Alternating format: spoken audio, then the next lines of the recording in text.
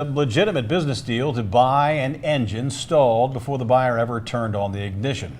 Local 12 troubleshooter Howard Ain shows us an internet scam and how you can avoid such ripoffs. When you want to find a repair company, lots of people turn to the internet rather than the phone book these days. But there are certain things to check before you do business with any company. I went online, looked for the block. All the specifications were there. The website seemed legitimate.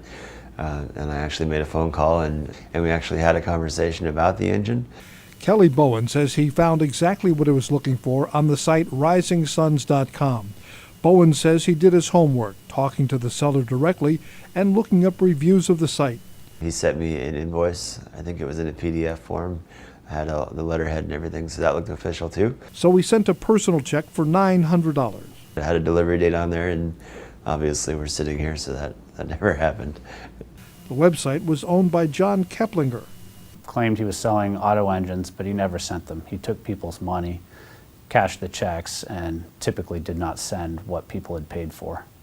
Keplinger's business may have started with good intentions, but quickly turned fraudulent, or even worse, dangerous. They had not been tested, they had not been refurbished in the way that he claimed they had. So we had some victims who had their engines fail while they were driving on freeways. 300 victims lost more than $300,000 across the country.